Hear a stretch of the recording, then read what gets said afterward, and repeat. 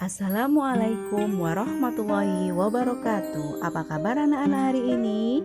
Tentunya semua kabar baik kan? Hari ini kita akan belajar tentang bersuci dari hadas kecil dan hadas besar. Nah, anak-anak, supaya kita terbebas dari hadas maka kita harus bersuci.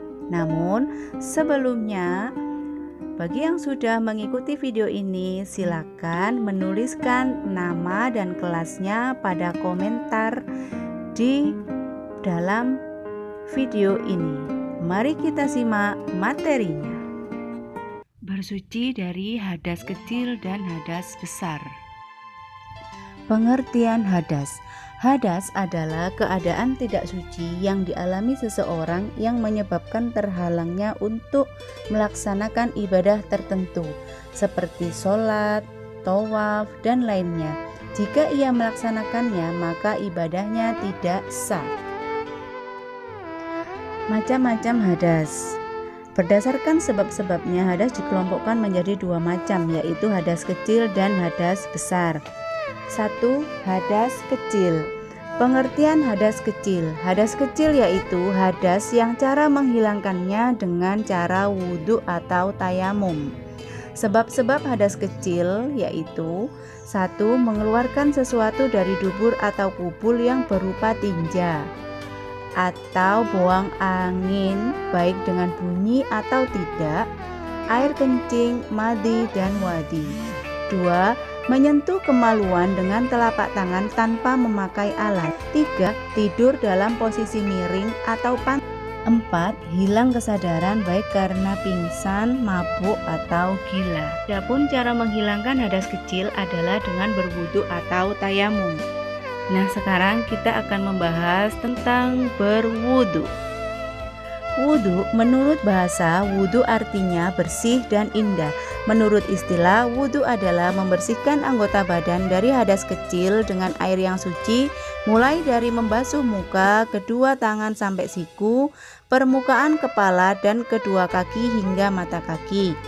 Syarat-syarat wudu yaitu berwudu hendaknya memenuhi syarat rukun serta memperhatikan sunnah-sunnahnya. Adapun syarat-syarat wudu adalah 1.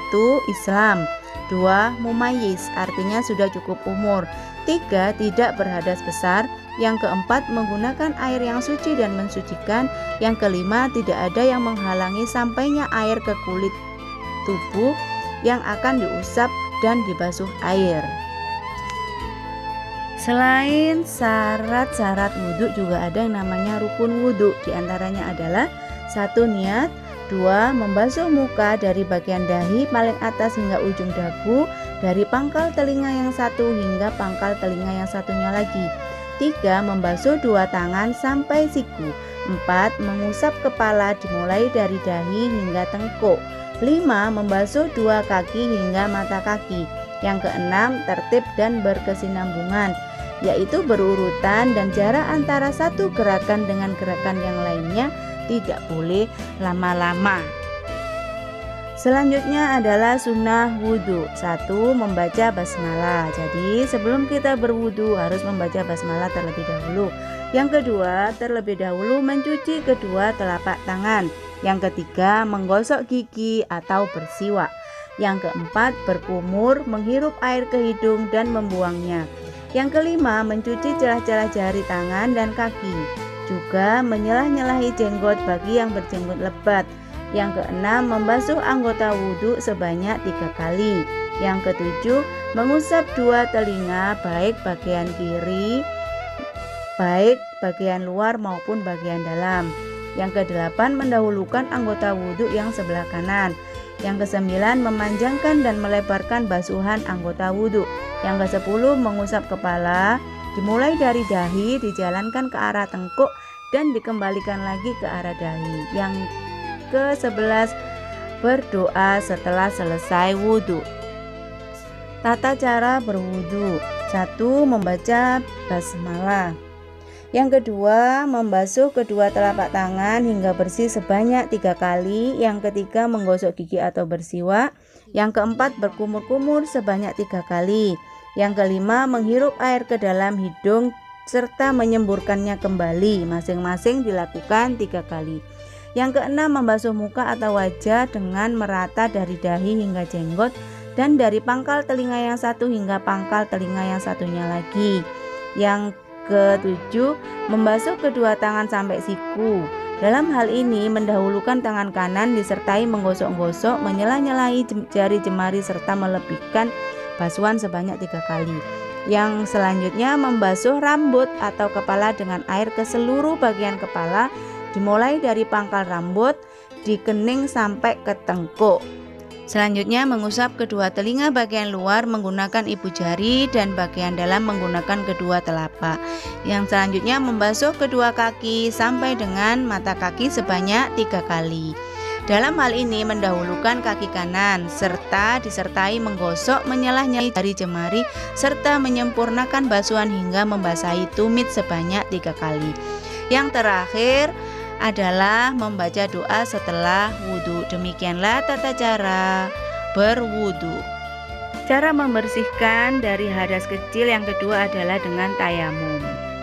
Dalil Al-Qur'annya adalah falam tajidu ma'a fatayammamu su'idan thayyiban famsahu biwujuhikum wa aydikum, yang artinya kemudian apabila kamu tidak mendapat air, maka bertayamumlah kamu dengan tanah yang baik, sapulah wajahmu dan tanganmu. Quran Surat An-Nisa ayat 43.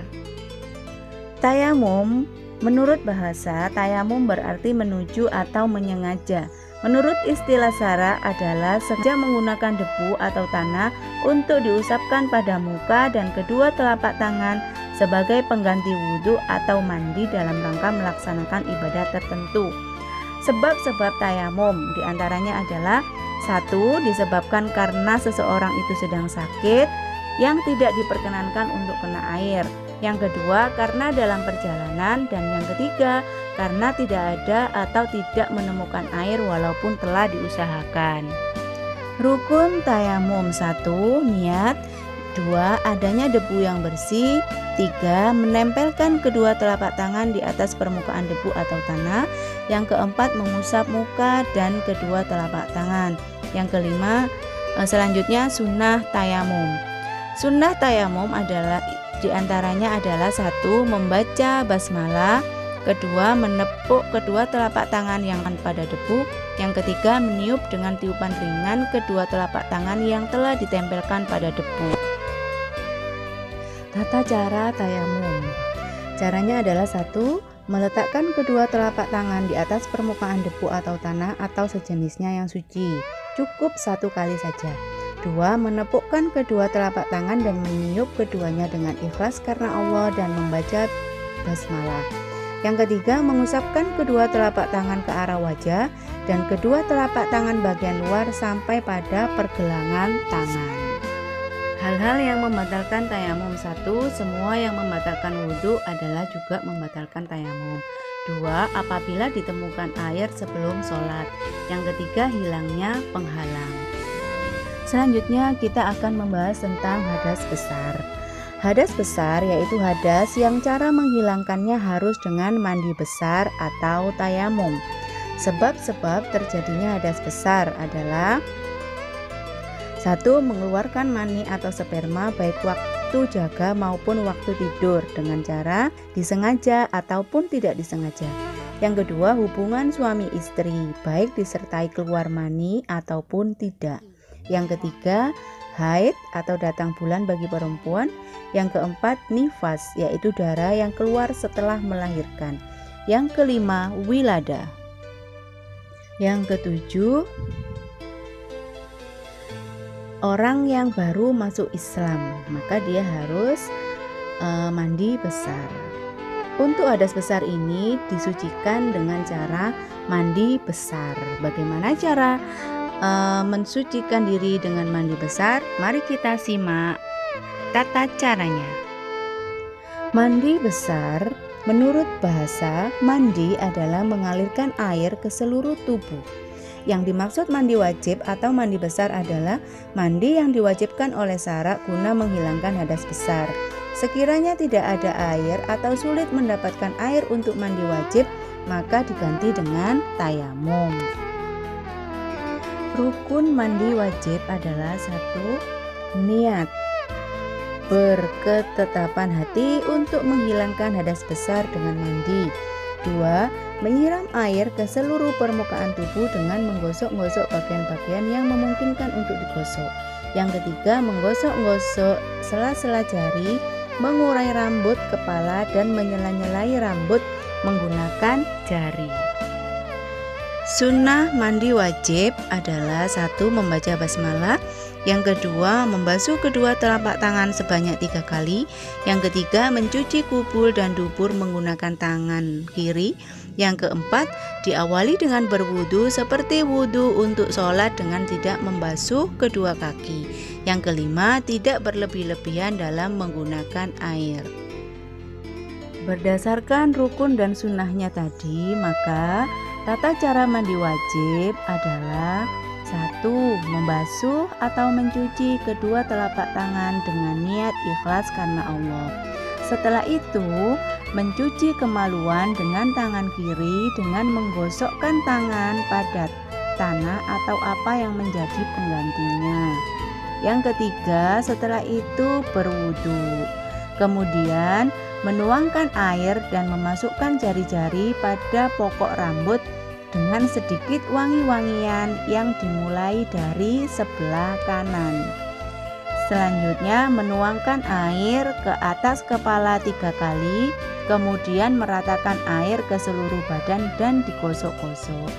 Yang selanjutnya membasuh kedua kaki dengan mendahulukan yang kanan daripada yang kiri. Kemudian tidak berlebih-lebihan dalam menggunakan air. Nah, hikmah dari kita bersuci adalah 1. Pengampun dosa dan pemberi syafaat. Yang kedua, menjaga kesehatan kita. Yang ketiga, identitas muslim pada hari perhitungan. Yang keempat, pertanda keimanan. Yang kelima, memberi cahaya anggota wudhu saat kiamat. Yang keenam, terangkat derajat di sisi Allah. Yang kelima, dikeluarkan kesalahan dari badan. Yang selanjutnya, membersihkan mulut dari penyakit, diberi pilihan cara masuk ke surga. Selanjutnya, melepas ikatan setan dari tidur dan mengejar pahala sholat jamaah yang tertinggal, mendulang pahala saat tidur. Demikian pembelajaran kita hari ini. Mudah-mudahan kita dapat bersuci dengan baik dan benar sesuai dengan yang